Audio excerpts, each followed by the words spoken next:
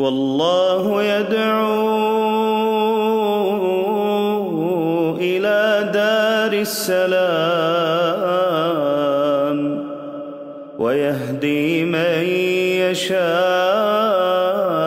إلى صراط مستقيم. بسم الله الرحمن الرحيم. السلام عليكم ورحمة الله وبركاته.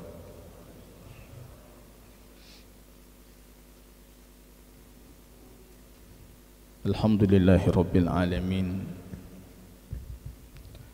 نحمده ونستعينه ونستغفره ونعوذ بالله من شرور أنفسنا وسيئات أعمالنا، من يهده الله فلا مضل له ومن يضلل فلا هادي له. أشهد أن لا إله إلا الله وحده ربي لا شريك له، وأشهد أن محمدا عبده ورسوله صفيه من خلقه وخليله صلى الله عليه وسلم وعلى آله وصحبه الكرام. يقول ربنا جل شأنه في محكم تنزيله: يا أيها الذين آمنوا اتقوا الله حق تقاته ولا تموتن إلا وأنتم مسلمون. Kaum muslimin dan muslimat, hadirin hadirat yang diberkahi oleh Allah Subhanahu wa ta'ala, pujian dan syukur tiada hentinya senantiasa kita panjatkan kehadiran Allah Subhanahu wa ta'ala yang masih memberikan kita kesempatan jamaah kaum muslimin di pagi yang penuh keberkahan ini kita menunaikan faridah Allah, dan kita diberikan kesempatan mempelajari kembali ilmu yang paling agung, ilmu paling tinggi nilainya, ilmu yang tidak boleh kaum muslimin itu jahil tentangnya, yaitu ilmu akidah dan tauhid. Jamaah kaum muslimin rahimani wa rahimakumullah. Dalam Sulamul Wusul, pengarang kitab kita Syekh Hafidh Ibnu Ahmad Al-Hakami di sini mengatakan: "I'lam awwal wajibin 'alal 'abidi ma'rifatur rahmani bitauhid." Ketahuilah oleh kalian, kewajiban pertama terhadap hamba itu ma'rifatur rahmani bitauhid, dia mengenali Tuhannya Ar-Rahman dengan ketauhidannya. Idh huwa min kullil awamiri a'zamu, karena kalau dibandingkan semua perintah yang pernah Allah berikan, maka perintah paling agung itu perintah mentauhidkannya. Jamaah kaum muslimin rahimani wa rahimakumullah, kita doakan kepada Allah agar tercurahkan salawat dan salamnya kepada baginda Rasul Muhammad sallallahu alaihi wasallam. Kaum muslimin yang berbahagia, melanjutkan materi yang sudah kita hentikan selama bulan suci Ramadan dari kitab A'lam As-Sunnah Al-Mansyurah, atau yang lebih kita kenal dengan 200 soal tanya jawab tentang akidah Islam. Di pembahasan terakhir jamaah kaum muslimin rahimani wa rahimakumullah, kita berbicara tentang dua bentuk sifat Allah Subhanahu wa ta'ala. Ada dua jenis sifat Allah Subhanahu wa ta'ala yang diklasifikasikan oleh ahlu sunnah wal jamaah dalam menetapkan sifat-sifat yang layak atau sifat-sifat yang Allah tetapkan untuk dirinya. Ada sifat yang kita namakan dengan sifat dzatiyah. Diingat kembali pumantang tinggatnya. Nah, sifat dzatiyah. Dan ada sifat satu lagi apa? Fi'liyah. Kita ada hadiah di depan ini. Siapa yang mampu menjelaskan apa perbedaan sifat dzatiyah dengan sifat fi'liyah itu? Ya, kitab paling besar kita berikan ini, terjemahan dari kitab yang kita ampu ini, Akidah Golongan Selamat. Kupas tuntas akidah dan cara beragama Ahlus Sunnah wal Jamaah. Ya, siapa yang silakan.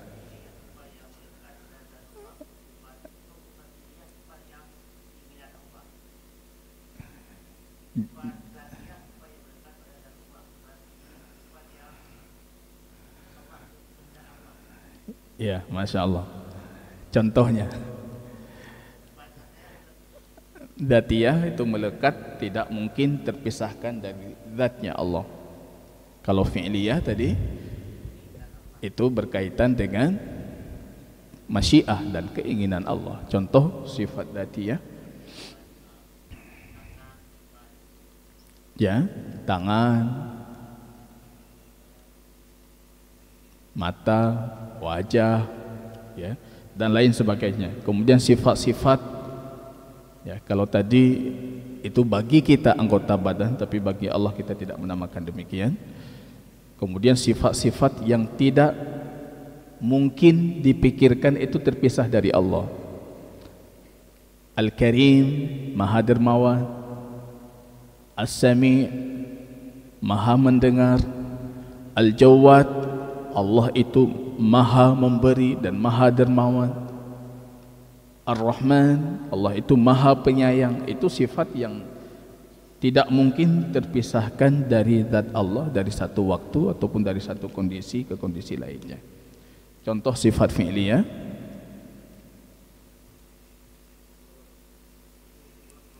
nuzul, turunnya Allah. Masya Allah, ini yang akan kita pelajari hari ini. Jazakumullah khairan. Barakallahu fikum.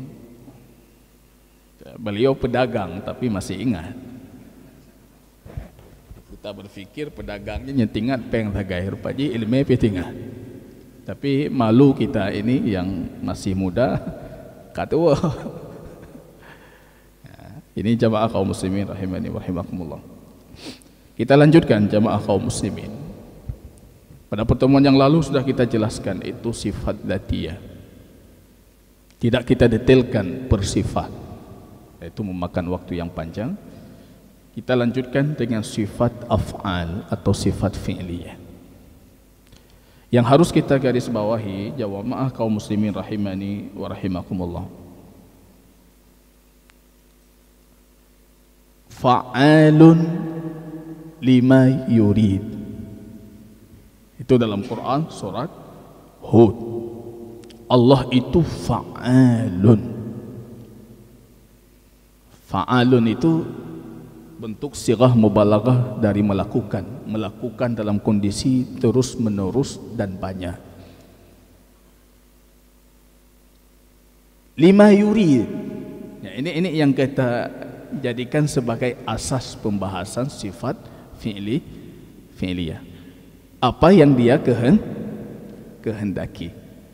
Fa'alun lima yuri. Allah itu melakukan dan selalu melakukan apa yang Allah kehendaki. Ini harus dibuka telinganya betul-betul, harus dipahami betul-betul. Ketika Anda menafikan sifat fi'liyah untuk Allah, Anda sudah membatasi Allah untuk kerjanya Allah. Tiba-tiba Anda mengatakan Allah tidak beristiwa. Allah melakukan sesuai keinginan Anda atau dengan keinginannya. Allah la yanzil. Allah tidak turun sepertiga malam. Yang turun itu perintahnya. Anda membatasi kerjanya Allah sehingga menjadikan kerjanya Allah itu sesuai keinginan Anda atau sesuai dengan keinginan Allah. Itu jamaah kaum muslimin yang menafikan sifat fi'liyah secara tidak langsung, sadar tidak sadar. Dia sudah melakukan kejahatan yang besar. Mengatur Allah untuk kehendak dan keinginannya. Allah itu fa'alun lima yuri. Itu saja konsepnya. Ketika Allah mengatakan melakukan ini, itu keinginannya. Untuk apa kita membatasinya? Atau kita meyakini pembatasannya yang menunjukkan kekurangan Allah? Allah itu fa'alun lima yurid. Itu yang jadi landasan ahlus sunnah dalam menetapkan semua sifat fi'liyah. Karena sifat fi'liyah itu sifat berkaitan dengan masyiah dan kehendak. Ketika Anda mengatakan Allah tidak melakukan itu, padahal Allah mengabarkan melakukan itu, Anda sedang mengatur kehendaknya Allah. Bedakan Allah urung syik sagat. Kita atur orang tua kita, ya baik neja, bengeh urung syik kita. Allah itu fa'alun lima yuri. Kalau itu sudah terbangun di kepala kita, Allah melakukan segala yang Allah kehendaki. Apa yang Dia kehendaki pasti terjadi, walaupun semua makhluknya tidak menghendaki. Semua makhluknya menghendaki. Kalau sekiranya Allah tidak menghendaki, itu tidak terjadi. Itu nilai tauhid yang semenjak dini diajarkan oleh baginda Rasul sallallahu alaihi wasallam untuk generasi pemula, untuk remaja, anak kecil. Ya Ibn Abbas, labbaik ya Rasulullah. Naik berbonceng dengan Ibnu Abbas. Ibnu Abbas di belakangnya. Ya Ibn Abbas, labbaik ya Rasulullah. Labbaik ya Rasulullah. Aku hadir wahai baginda Rasul. Aku siap menerima perintahmu. Apa kata baginda Rasul dalam hadis yang panjang itu? Ihfadillah yahfadka, ihfadillah tajidhu tujahaka. Walau ijtama'al insu wal jin, manusia berkumpul, jin berkumpul fi sa'idin, di satu lembah, di satu wadi besar, untuk mendatangkan satu mudarat untukmu, itu tidak akan terjadi kecuali apa yang sudah Allah kehendaki dan tetapkan. Itu ilmu dasar dalam tauhid dan akidah kita. Dan itu ilmu dasar yang kita tanam pada generasi muda, anak-anak kita dari semenjak dini. Ta'til terhadap sifat Allah al-fi'liyah itu ada masalah dengan konsep dasar itu, sehingga mereka berkeinginan hanjit laginya, Allah baik laginya. Allah tidak seperti itu, padahal Allah mengatakan seperti itu. Ini jamaah kaum muslimin rahimani wa rahimakumullah. As-su'al al-wahid wa situn, soal ke-61. Ma misalu sifatil af'ali minal kitab. Jadi Anda bertanya, apa contohnya sifat fi'liyah itu yang pernah Allah sebutkan dalam Al-Quranul Karim? Dan ini kembali lagi saya tegaskan, beginilah konsep akidah kita. Sumbernya cuma sumber wahyu. Kita tidak pernah membuka sedikit pun celah untuk sumber lain selain wahyu. Kalau akidah saja kita buka celah untuk selain wahyu, rusak akidah kita. Akidah main perasaan, akidah main akal-akalan, akidah main ilham-ilham yang tidak pasti. Padahal ilham itu sudah terputus ya dengan terputusnya nubuwah. Apa contohnya? Sifat fi'liyah itu dari Al-Quranul Karim. Al-jawab, Syekh Hafidh Al-Hakami mengatakan, misalu qawlihi ta'ala, ini contoh pertama. Ini yang selalu diperdebatkan, habis-habis dakwah tentangnya, itu pembahasan sifat al-istiwa. Allah beristiwa. Qala ta'ala summa istawa ila sama, kemudian Allah beristiwa di atas as-sama, langit. Istiwa alal arsh itu sampai 7 ayat dari Al-Quranul Karim. Ar-Rahman alal arshi istawa, 7 ayat. Ada lagi istawa ila sama, kemudian Allah beristiwa di atas langit. Itu contoh pertama. Kalau kita berhenti di contoh pertama, panjang pembahasan. Sifat istiwa itu sifat fi'liyah. Bahaya ketika ada yang mengatakan sifat istiwa itu sifat dzatiyah. Istiwa itu sifat fi'liyah sesuai dengan kehendak dan keinginan Allah. Jadi jangan dipahami sifat istiwa, beristiwa itu tidak lepas dari Allah. Beristiwa itu fi'liyah.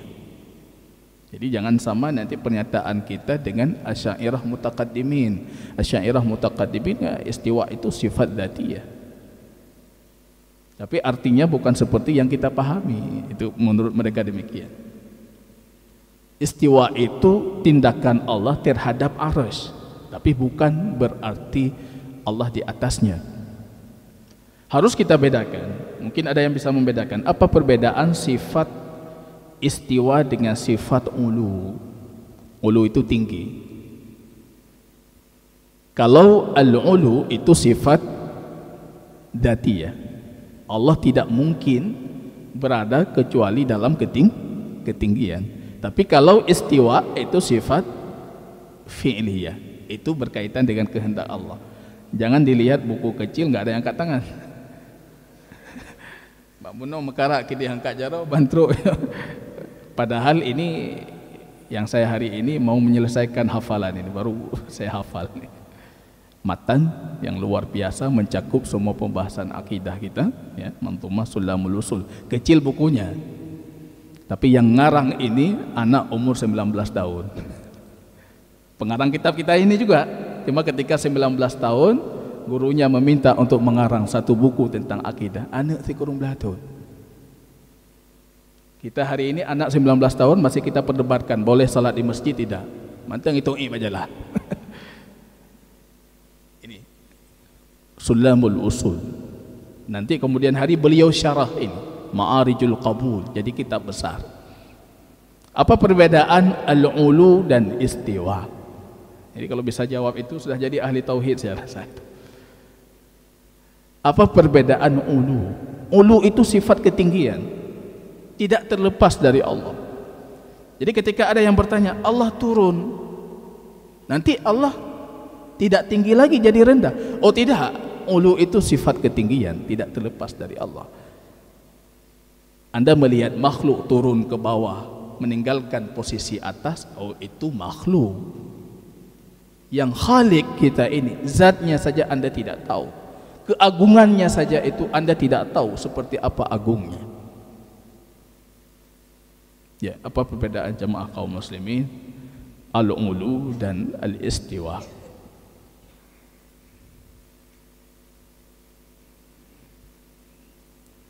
Al-ulu tadi kita dari satu sisi mengatakan apa? Al-ulu itu sifat dzatiyah, bukan fi'liyah. Kalau al-istiwa itu sifat fi'liyah. Al-ulu tanpa dalil pun bisa ditetapkan dengan akal. Karena Anda tidak mungkin memilih untuk Allah kerendahan. Semua arah selain tinggi itu arah relatif, kecuali tinggi. Tinggi itu bukan relatif. Jadi kalau orang mengatakan Allah itu tidak bisa ditetapkan ketinggian untuknya, yang relatif itu arah selain tinggi. Tinggi itu tidak ada relatif, paling tinggi sudah selesai. Mentok tingginya. Walaysa fawqahu syai', tidak ada di atasnya. Tapi kalau arah lain itu relatif. Anda berdiri di tempat lain, arahnya akan berbeda. Anda balik ke arah lain, menghadap tempat lain, itu sudah berbeda. Ulu itu bisa ditetapkan dengan akal. Maka ketika Hamadani itu bertanya, wahai syekh, wahai guru, itu Imam Juwaini, setiap mulai pembelajaran sebagai pentolan dalam akidah Asy'ariyah, beliau selalu mulai dengan innallaha kana wa lam makan, Allah itu dulu ada namun tidak ada tempat untuknya, wal an ala makana, dan Allah sekarang masih seperti dulu, artinya tidak bertempat. Tapi ketika doa ramai-ramai angkat tangan ke atas, muridnya Hamadani bertanya, ya Syekh, mad darurah, kenapa kita harus angkat tangan ke atas kalau Allah bukan di atas? Ini Hamadani muridnya itu menetapkan sifat ketinggian untuk Allah dengan akal. Kupu dah berjarawati, Allah anawati. Hayarani Hamadani. Itu jua ini sampai memukul kepalanya. Nyo Hamadani nyo sudah membingungkan saya. Tak putus tahu lelum. Dia memukul kepalanya. Hayarani Hamadani. Tapi kalau istiwa jamaah kaum muslimin, Anda tidak bisa menetapkan dengan akal. Kalau tidak ada Quran, tidak ada sunnah, Anda tidak tahu Allah itu punya sifat istiwa. Karena ada ayat yang mengatakan summastawa ila sama, Allah itu beristiwa ke atas langit. Kita tetapkan istiwa. Istiwa itu apa dalam bahasa Arab? Istiwa itu berarti as-su'ud wal ulu, wartafa, meninggi, tinggi, naik, itu arti istiwa. Wal istiqrar, menetap. Tidak ada arti istiwa dalam bahasa Arab itu yang berarti julus, duduk. Duduk bukan arti dari istiwa. Jangan salah kaprah. Duduk bukan arti istiwa. Jadi kalau diterjemahkan Allah bersemayam, bersemayam itu punya arti duduk. Dalam Kamus Besar Bahasa Indonesia KBBI, salah satu arti dari bersemayam itu duduk. Kita tidak menetapkan itu. Jangan diterjemahkan bersemayam. Allah beristiwa. Bukan semua kosakata bahasa Arab itu bisa kita terjemahkan. Berarti meninggi, di atas. Summastawa ila sama, kemudian Allah beristiwa. Sampai abad sekian itu, sampai zamannya Imam Abu Hasan al-Asy'ari, istiwa ini tidak dinafikan oleh ahlu sunnah. Tidak ada perdebatan tentang istiwa. Yang ada cuma orang Haruri, ya. Kalau kita buka kitab Al-Ibana an Usuli Diyana, itu Abu Hasan al-Asy'ari, beliau mengatakan ammal Haruriyah, orang Mu'tazilah, orang Haruriyah, orang Khawarij itu, mereka mengatakan istiwa Ar-Rahmanu ala arsyistawa, mereka mengatakan istila, menguasai, al-qahar, menaklukkan.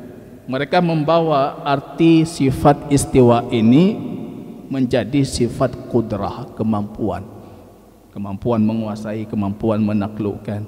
Malaka, memiliki. Allah beristiwa di atas arsy, Allah menaklukkan arsy, Allah memiliki arsy.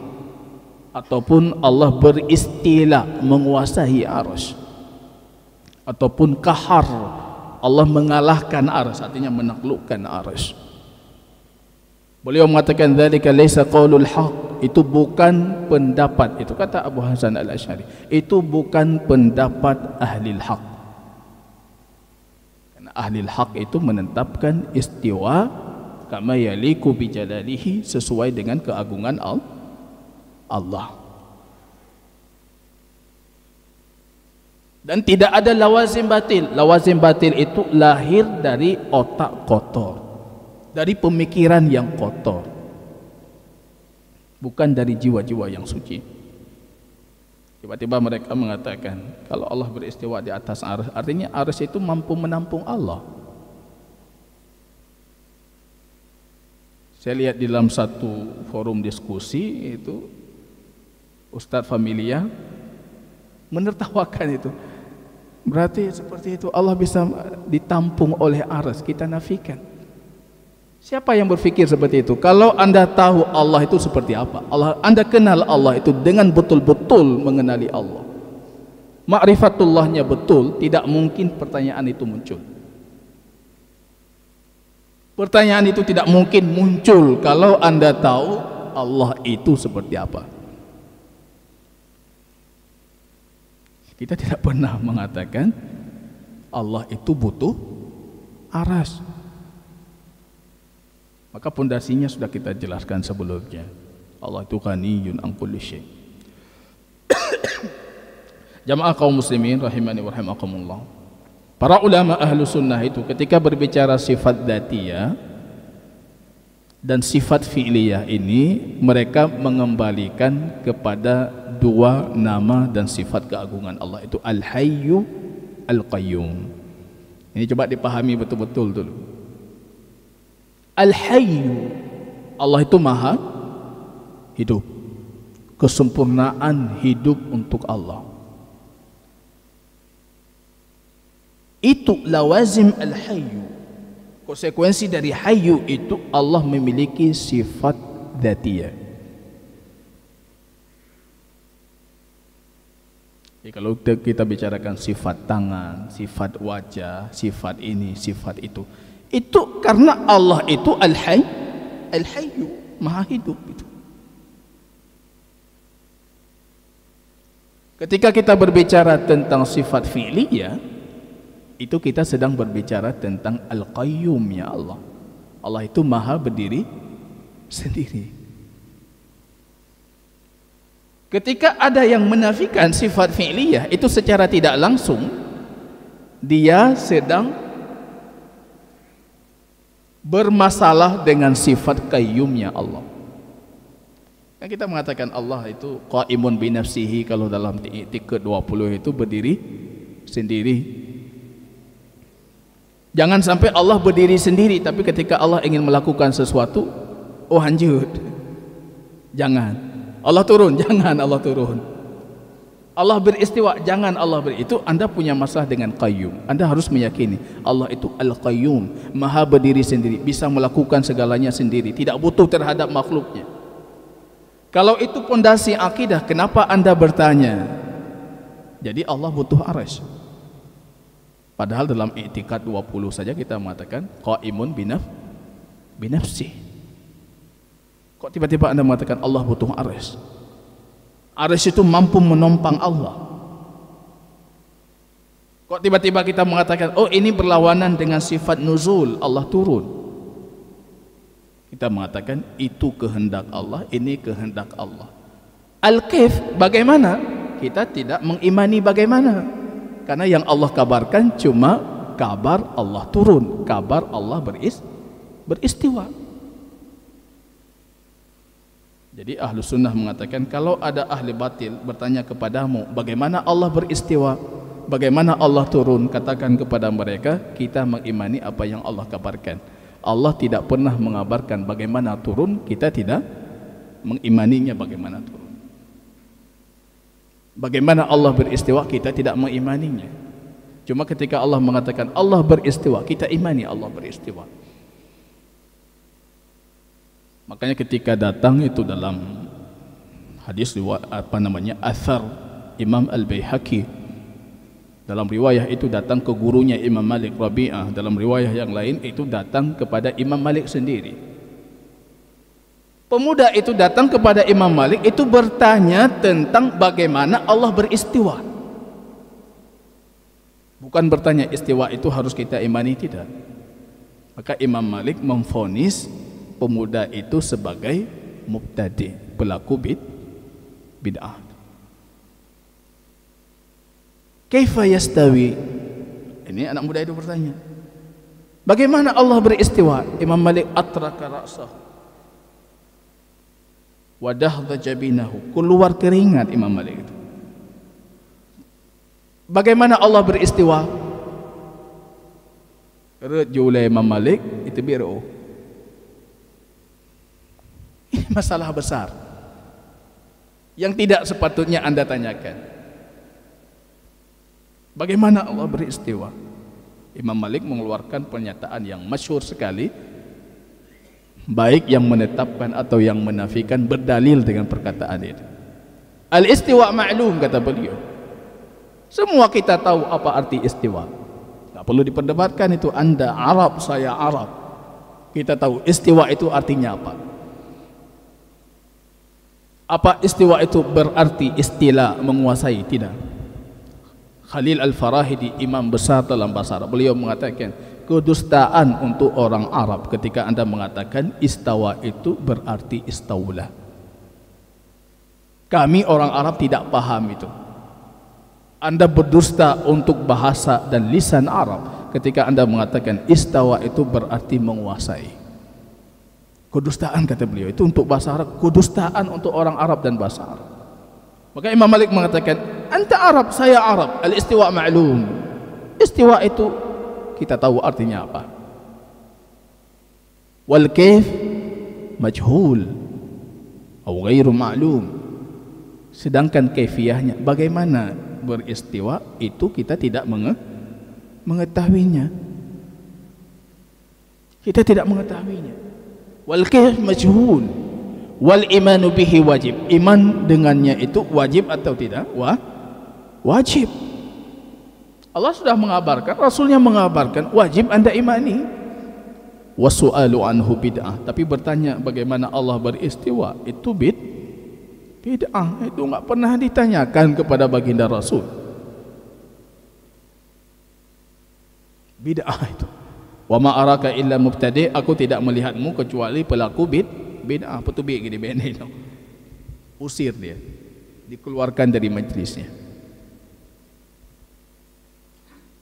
Karena para imam itu sangat memahami itu awal gejolak. Bertanya tentang kaifiyat itu sebenarnya awal mula dari nanti tahrif, ta'til, pembatalan terhadap sifat-sifat Allah. Karena bermula selalu dengan mempertanyakan kaifiyatnya. Syekh Hafidz Al-Hakami di sini mengatakan, "Mathalu qaulihi ta'ala, summa stawa ila sama." Allah beristiwa ke atas langit. Al-Baqarah 29. Kemudian contoh lainnya sifat fi'il. Hal yanzuruna illa ay ya'tiyahumullah. Al-Baqarah 210. Hal yanzuruna, apakah mereka akan melihat dan menunggunya kecuali Allah akan mendatangi mereka. Sifat datang. Allah datang. Atau sifat al-ityan, sifat al-maji. Ini sifat yang harus kita imani. Barangkali banyak jamaah kaum muslimin itu tidak pernah meyakini itu. Dalam banyak ayat Al-Quran, wa jaa rabbuk, Tuhanmu datang. Allah itu datang. Itu sifat fi'liyah sesuai dengan kehendaknya. Tidak bisa Anda mengatakan Allah tidak datang. Wa jaa amru rabbik, ada ayat itu yang datang urusan Tuhan, perkara Tuhan, perintah Tuhan. Tapi dalam banyak ayat itu justru yang datang itu Tuhan sendiri. Wa jaa rabbuka wal malaikatu saffan saffan wa dukkatil ardu dakkan dakka. Wa jaa rabbuk, datang Tuhanmu. Dan malaikat itu berdiri bersaf-saf. Anda yakin tidak Allah itu datang? Orang luar mengatakan Allah tidak datang, karena kalau datang artinya ada tempat sebelumnya sudah kosong, Allah datang ke tempat lain. Memang pikirannya itu selalu bermula dari tasbih, menyamakan Allah dengan makhluk. Kalau saya datang artinya ini kosong, saya sudah datang ke sana. Padahal zat Allah sendiri Anda tidak tahu bagaimana. Kok bisa muncul pemikiran kalau sudah datang artinya yang ini kosong? Sifat datang itu sifat fi'liyah. Itu kosong tidak kosong, kita tidak mengetahui hakikatnya. Yang kita punya kewajiban mengimaninya apa yang Allah kabarkan tentang dirinya. Sifat maji, nanti hari kiamat itu Allah akan datang. Hal yang duruna, apakah mereka menunggu, apakah mereka akan melihat, ila ayatiyahumullah, kecuali Allah akan datang kepada mereka. Kelanjutan ayatnya itu apa kelanjutan? Fi dhulalim minal ghumami.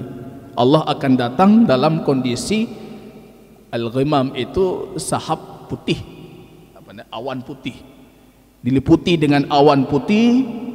Tiba-tiba datang Tuhan kita besok di hari kiamat li faslil qada,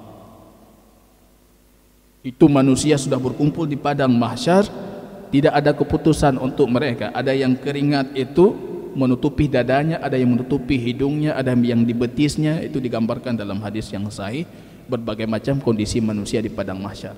Semua kita meminta untuk Tuhan itu datang memutuskan kondisi kita. Ketika itulah wajaa rabbuka illa ayyatiyahumullah, Allah akan datang. Allah datang, bukan datang perintahnya, bukan datang utusannya. Allah datang dan malaikat itu dalam kondisi bersaf-saf. Sifat datang kita imani itu, sifat maji ataupun sifat al-ityan, wajib kita imani. Wa qauluhu ta'ala wa ma qadarullah haqqa qadrihi wal ardu jami'an qabdatuhu yawmal qiyamah was samawati matwiyatun biyamini. Mereka tidak memuliakan Allah, tidak menghormati Allah sesuai dengan haknya, sesuai dengan kadarnya. Wal ardu jami'an, semua bumi itu qabdatuhu yaumal qiyamah, berada dalam genggamannya di hari kiamat. Dalam Musnad Imam Ahmad, justru Adam alaihissalam itu pun khalaqahu biqabdatin, Allah ciptakan dengan satu genggaman. Kalau Allah kehendaki melakukannya, kita imani. Karena seperti itu Allah mengabarkan tentang dirinya.